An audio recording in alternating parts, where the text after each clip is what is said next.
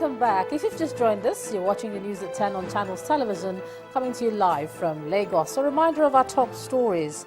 Anxious relatives besiege OR Tambo International Airport in South Africa, hoping for safe return of their loved ones from Nigeria following the synagogue building collapse. Education Minister visits College of Education Kano, asks all Nigerians to see security as everyone's business. House of Representatives summons Petroleum Minister over oil workers' strike. A new video released showing a captured man said to be a British journalist held hostage by Islamic State militants.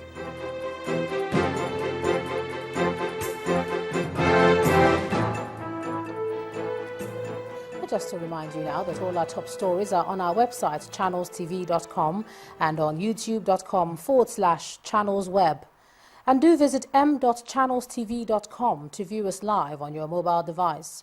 You can also download the Channels TV app for Android, iOS and Windows phones from their respective stores.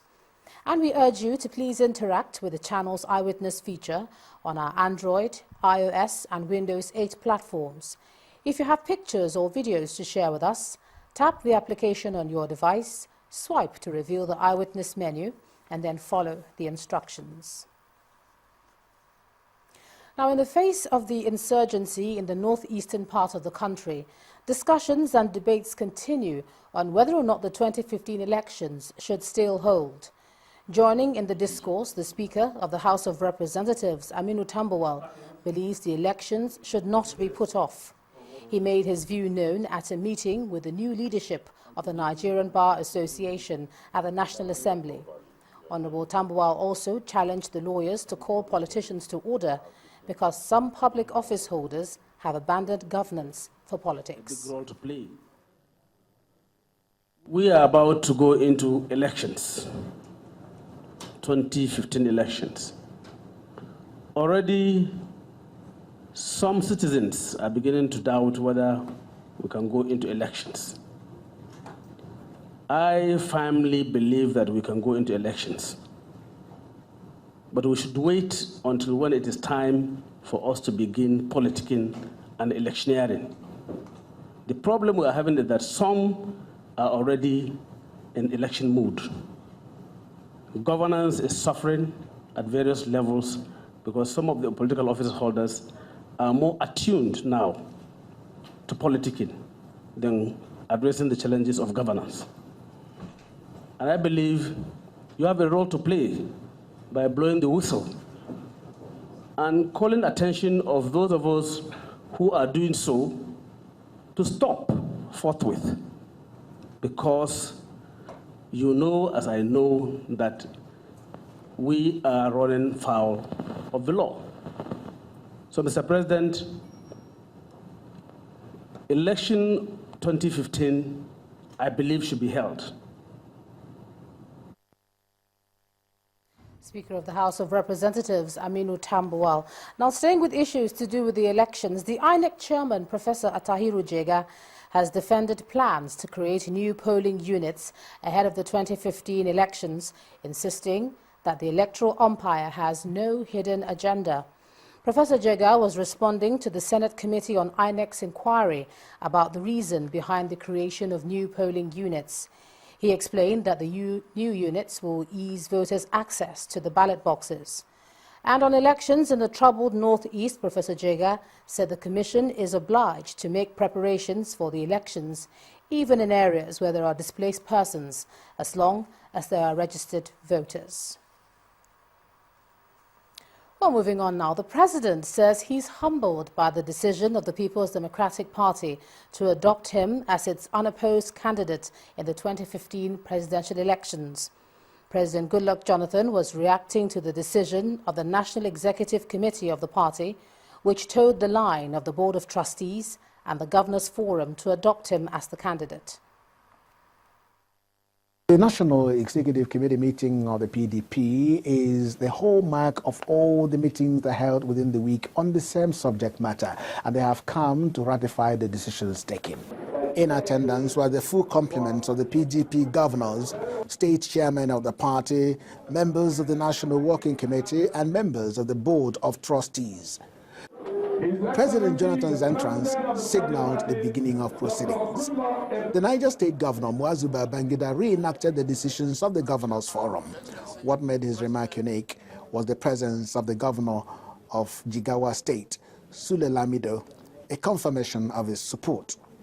The governors, the PDP governors met yesterday and have decided to endorse Mr. President as the sole candidate for 2015 election. Others queued in. The BOT members, women group,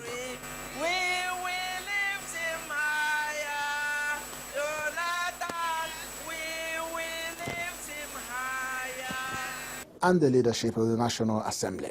If there is a sitting president who is a performing president, it is a very sincere belief that he should be given a chance to do even better.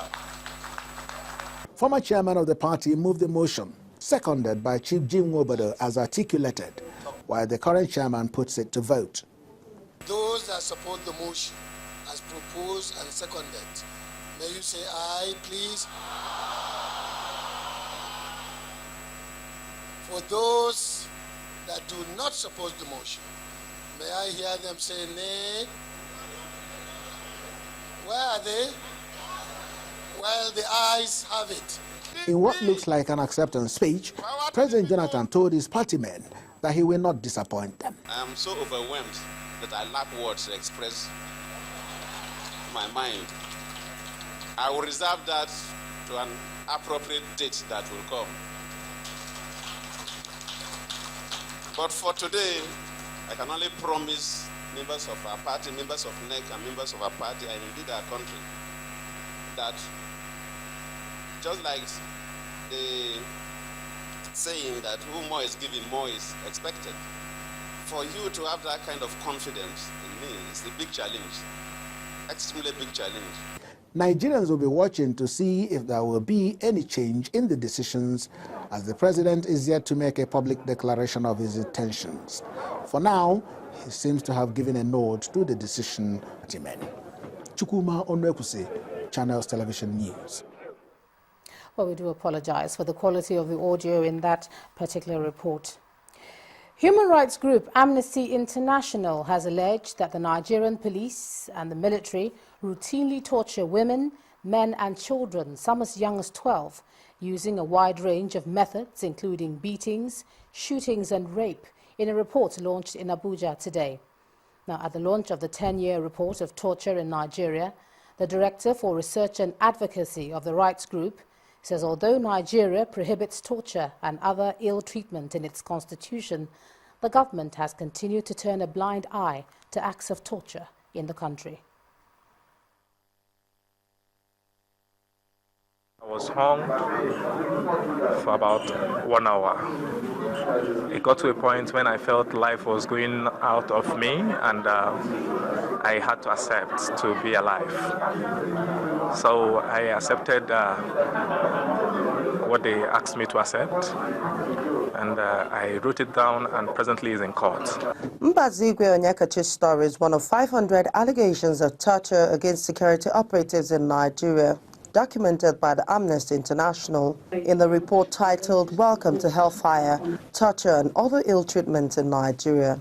Another victim, Mr. Justin Wanko, narrated how he was beaten, suspended in mid-air and stripped naked into signing a confessional statement bordering on a murder case.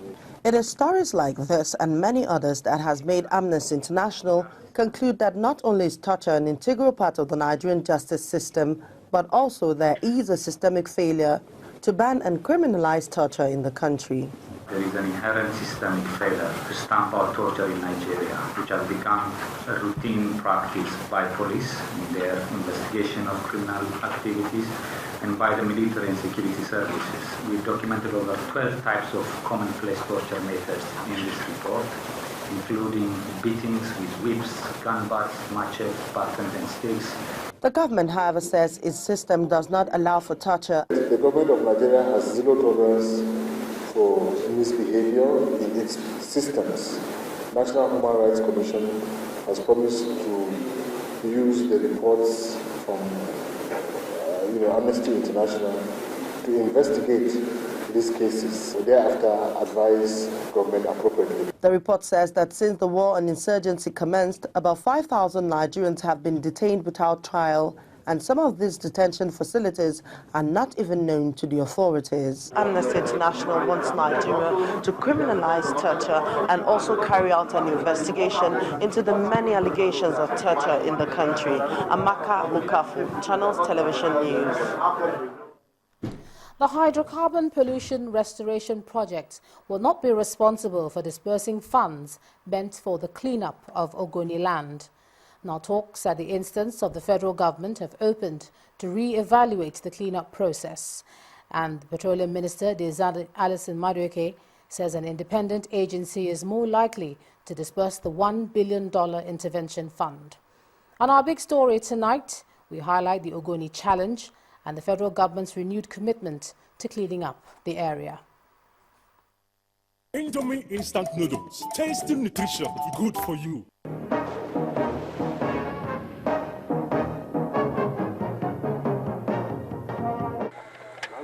August the 4th, 2011 will continue to remain a very significant date for residents of Ogoni community. On that date, a United Nations Environment Programme UNEP report was released, being a carefully detailed outcome of an investigation conducted on Ogoni land to determine the extent of degradation caused by oil spill, and also made recommendations for a cleanup. The report was quite revealing. For instance, it said that cleanup will take up to 25 to 30 years and that $1 billion will be required to start the process, among others. Mangroves gave way. Underground water was reported contaminated 900 times over. Public health in grave danger. In response, the federal government set out to implement recommendations of UNEP for the transition phase. That process produced a Presidential Implementation Committee and also an agency, HIPREP, Hydrocarbon Pollution Restoration Project. Not so much may have been achieved, as communities in Ogoni still bear the brunt of a 2008 spill along the Trans-Niger pipeline. The spill continued for about 4 months till they finally came around to stop the spill. But before the stopping of the spill, it has already caused a whole lot of damage to the Bodo community. We are begging the federal government, we are begging people that are the good people of the earth to please assist or beg them to clear this debris.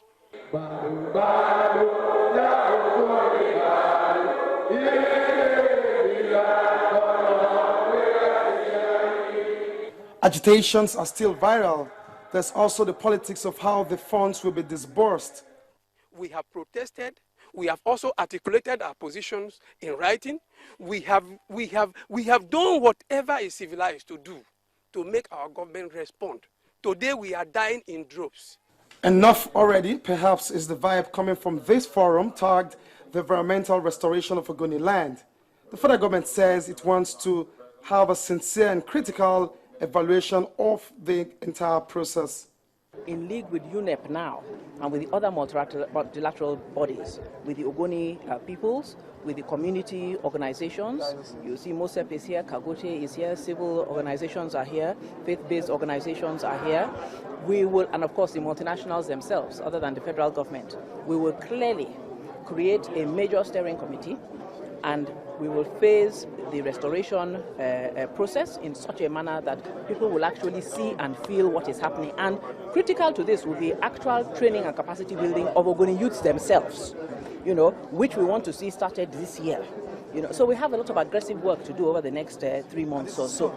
Sorry? This is very soon. This is very soon. We are going to be extremely aggressive so that it is quite clear that the federal government is fully behind this and is putting all weight and effort behind this restoration. A vista of job opportunities in the horizon for Ogoni people, and one way to do that is to partake and own the restoration process.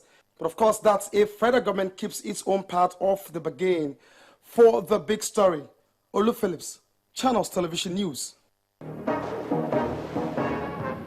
When the news at 10 returns, the Nigerian Automotive Industry Development Bill passes second reading at the Senate. Please join us again.